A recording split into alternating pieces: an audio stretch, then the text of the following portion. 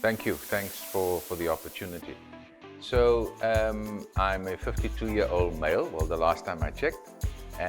Married, 4 daughters, studied law, but been in the ICT field for close on to 25 years. Better part of those years being at Dimension Data as an executive for corporate affairs for Middle East and Africa. And had previously been the chairman of the board of the iHUB, and from July of last year I took on the role as the chief executive officer.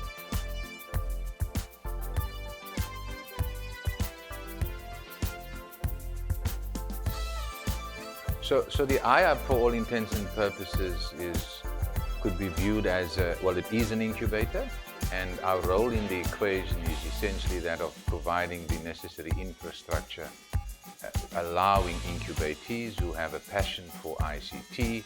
We afford them the opportunity to use the infrastructure which encompasses the likes of internet connectivity, and we have various programs that assist these incubatees to become fully fledged businesses after the incubation period.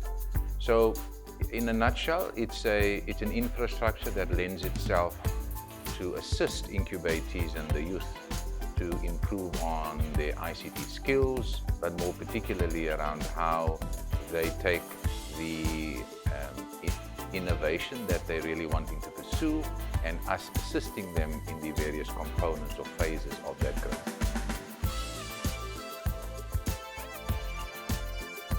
Well, I think the incubation from an iHUB perspective really comes down to the strategic partnerships the iHUB have fostered over the period, because those partnerships effectively assist us in improving how we do things, and also the efficacy in terms of what these programs do, and I'll allude to one or two of them.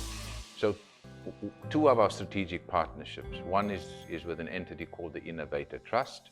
And the Incubator Trust really assists incubators when it comes to mentorship, leadership, and also critical components from a commercialization perspective. Then another partnership we have is with an entity called Darryl. And Darryl is a company that focuses on skills development. But exciting part of their business is that they have structured relationships with international entities. Two programs that our incubatees, through what is known as the Regional Innovation Networking Platform, which is funded by the CSIR, Darryl has now come on board and promoting two of their, what you'd call them, programs. One is what is known as the Global Virtual Entrepreneurship, and the other being that of a boot camp. So the partnerships for the iHUB are critically important, because in the absence of those, we really can't go do much other than just providing infrastructure.